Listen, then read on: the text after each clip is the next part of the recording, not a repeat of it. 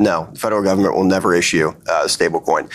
We don't want to even flirt with the line of a CBDC. When you can access, private enterprise and engage in that way, why would you ever want to use a government-backed stable? There's no purpose for it. There's no reason for it. We don't want Big Brother spying on the American consumers. We feel extremely strong about this, that a CBDC should never exist. And I think that Genius all but effectively accomplishes that. Hey, everybody, it's Eddie from Tokyo. This is your cryptocurrency update from Japan. And yes, 166 pages of the crypto report by the White House is out officially. And that intro was Bo Hines, who is, you can see right here, yet to the left of President Trump right there. And you're going to hear more from him in this video. His interview today on Ellie Terrett's channel, Crypto in America, was excellent. This report recommends many things, such as handling self-custody, taxes, and yes, it weighs in on the Bitcoin reserve and the digital asset stockpile. That is still to be determined. Do I think XRP will be included? Well, you decide based on what is going to be used as a standard. Caitlin Long thought it was hilarious that Trump scheduled his pro-crypto announcement at the White House at the exact same time as Jay Powell's post-FOMC press conference took place. She thinks it's trolling Powell.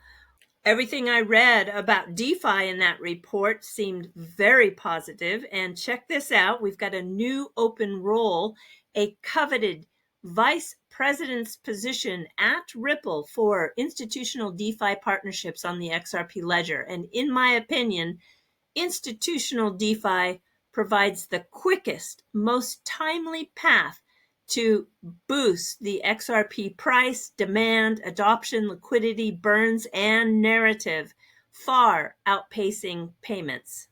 And here we have a big message coming from Securitize yesterday.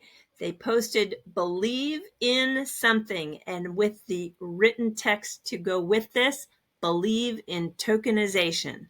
I'm laser focused on this because with the rise of tokenized funds led by BlackRock's BUIDL, powered by Securitize, tokenized treasuries are starting to challenge the stablecoin model. Yes, this is per Securitize president. And the new wormhole integration, as I've been showing you over the past week, enables BlackRock BUIDL assets to the XRP ledger. I'm telling you, they're coming.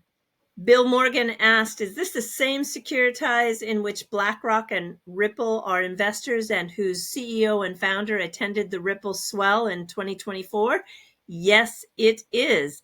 And if you look at the more than 60 investors, you've got Fenbushi, Circle, SBI, BlackRock, Blockchain Capital, MUFJ, which is Japan's largest bank, Coinbase, Ripple back from 2018. Those are just a few of the companies who have invested in Securitize. And a little fun backstory is that Carlos Domingo, who is the founder of Securitize, is the one who introduced Hugo of Flare Networks to Ripple. And this year's Swell, you have Maxwell Stein, the director of digital assets at BlackRock, attending. I'm sure he's going to be on a panel and speaking. There is something cooking. The market has had a positive reaction to the report that was dropped, and you can see Bitcoin is currently trading at 118,531. HBAR looking very strong, along with the Athena blockchain. More and more people are posting information on X that don't have a link or a source, and I think that has just got to stop. Angie asked Smoke Dog if she could see a source to what he was saying, and then he just went and blocked her.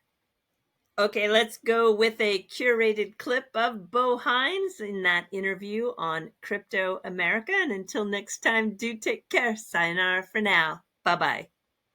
What about self-custody? We absolutely believe in self-custody. This is also something that was part of the president's first digital assets executive order. We continually talk about this. We believe in the American consumer's right to house their own funds and not have other folks spy on them. I think that Warren Davidson's been the champion of the House on this. We appreciate his work. And again, words matter when you're talking about self-custody as well, right? And so I think we'll get to the right place legislatively there. I believe that people still believe, or the legislators still believe in American individualism and the right to privacy, and we're going to make sure we do everything we can to protect that in this space. There's several things that we address in this report that I think the industry will be pleased with. Just honestly updating the tax code to be equal and also compliant. I mean, we don't want this space to be treated differently than any other space, and I think that is the overarching message you'll see here when we talk about tax. You'll hear from the Bitcoin community a lot about CAMT. We discussed that in this report. There's really exciting things I think that people have been waiting on for quite some time, just to get at least recognition that we're working on these things and trying to get to the best product. Speaking of the Bitcoiners, I would love to know what's the update on a potential Bitcoin strategic reserve. Well, look, we have it. It's been established through executive order and the SPR. We also have the strategic national stockpile. The digital assets national stockpile. I think that we wanted to recognize Bitcoin for being unique, and we talk about what that looks like and kind of the threshold that Bitcoin has created.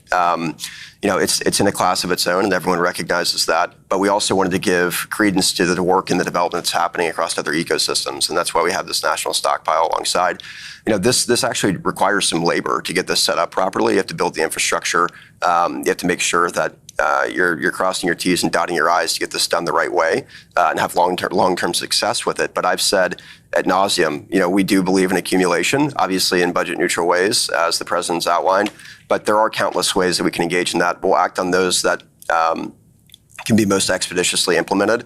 And I think that, people will be very pleased with the direction that we go in, and we'll start moving on that in short order. But obviously in this report, if you read the first digital assets EO, we're tasked with creating a clear and robust regulatory framework. And so that's what we focus on here. We understand the importance of the strategic Bitcoin reserve. We're enormous fans of Bitcoin and the Bitcoin community, and we want to deliver for them as well, and I'm certain that we will. How much Bitcoin does the federal government have? I can't discuss that right now. Come on, give us a ballpark. I can't. Is it going to be made public? There are several reasons in which we're not disclosing that at this time. There might be a time in which we do. But what I will say is, we want as much as we can possibly get. And that's what I continue to say, and we're going to continue to work on that.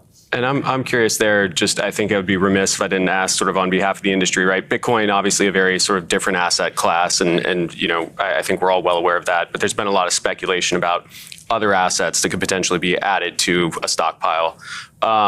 One of the, interesting approaches that we've seen at the state level is, I believe it was New Hampshire, did this sort of 500 billion market cap threshold, which obviously only really applies to Bitcoin at this point. Could you see if there was a broadening of scope of the assets that were actually held in the stockpile, adopting some logic like that, as much as you can discuss it, because I think everybody's very curious about what sort of ends up in that basket?